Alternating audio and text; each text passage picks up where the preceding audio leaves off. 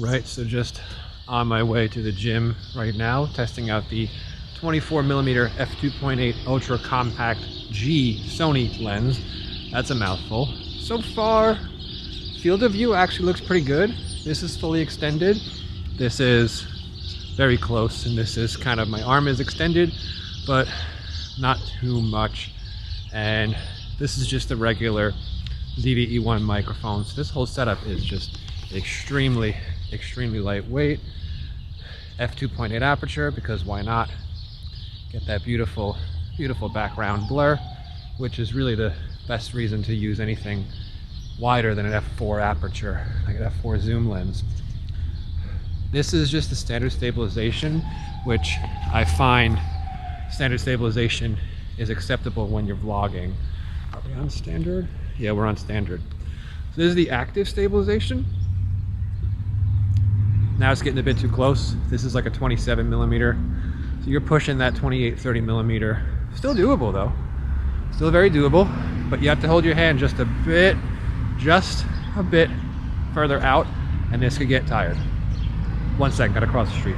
Now where the active stabilization actually makes a bigger difference is, if you see right here, we're just walking. I have the camera pretty close to my chest, holding it with 2 hands. This is active stabilization. This is standard stabilization. I'm walking pretty slow right now, so who knows if this is good or not. I can see that the camera is, the image in the screen is kind of jumping around a little bit. So if I was doing this, I'd want to put it on active stabilization. And it works so good with the Sony lenses. And here is active stabilization, just handheld, pointing it at me. I think what I would do with this lens, if I do decide to keep it, is if I was doing a lot of videography, outside vlogs, filming the environment and then filming me briefly, I would leave it on active stabilization. But if I was doing something, let's say I was spending a lot more time pointing the camera at me, talking to the camera, I would just leave it on standard stabilization, because I find standard stabilization, immediately I can go from here to here. It really does make a difference, holding your arm just a few inches closer to your face. You wouldn't think it makes a lot of a difference, but it does. And I actually thought the 24 would be a bit harder to vlog with, but yeah. And this camera, this is such a lightweight setup. This can't be more than a phone as far as when you talk about lightweight, but you do get that beautiful bokeh, awesome image quality, everything that has to do with using a focused product like a camera versus just a phone which has everything and anything on it. So I'm actually pretty pleased with the 24mm focal length. 2.8, definitely better than 4. At the same time, I mean, you could say if you're gonna go with an f2.8 prime, why not get an f1.8 prime? It's just my opinion on it. I think a lot of people share the same opinion, but overall I am pretty impressed with this lens.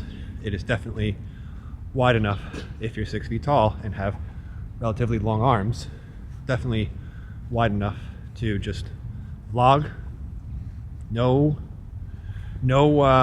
tripod either. And the nice thing about this is I can close this up, put the lens cap on it, throw it in my bag, and when I'm at the gym, guarantee I'm barely even going to feel it. So super lightweight setup, and that is the that is the big advantage of this 24mm f2.8 ultra compact G prime lens.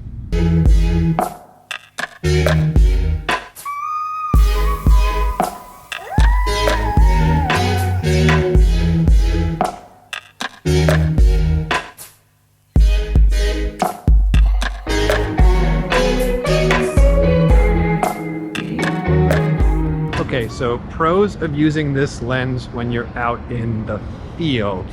Well, if you actually put it in your backpack or in your jacket pocket, you're barely going to even notice that it's there. It's super lightweight, especially if you pair it with one of the lighter weight Sony bodies like the ZVE-1 or the A7C series. If you pair it with the bigger A7 body, the S3, the 4, anything like that, it's still going to be considerably lighter than a bigger full frame lens, whether it's a zoom or a faster prime. but that is by far one of the pros. The nice thing is it's actually wide enough to vlog. We're on standard stabilization, and this is active stabilization. Active, it gets a little bit tight, but you could see this is my arm fully extended, so you could still definitely do it. And with it being a Sony lens, we'd talk about a big advantage of it's going to work a lot better with Sony's active stabilization. And even with the standard stabilization, it seems like, hold on, switching hands. It seems like if you use a third-party lens, the active stabilization is only going to be a little bit better than the standard stabilization. It just doesn't work as well. So that's something that's really nice when you use a Sony lens versus something like the Viltrox 20mm f2.8 or the Tamron 20-40 or the Sigma 16, 20, anything between the 16 and 24 range, whether it's a super compact prime lens or a smaller, shorter zoom lens. The cons of this lens out in the field, well, there's really not much, but 24 is kind of a weird focal length. It used to be my favorite focal length.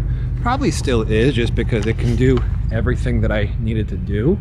But I find myself gravitating more to the 20mm, like the 20mm 1.8 that I have, or even the 16-35 f4, just because you don't have to hold it all the way out here, and you can utilize that active stabilization, which turns a 20mm into a 22mm, which is still wider than this right now, which we're just, that's regular 24mm, no crops, standard stabilization.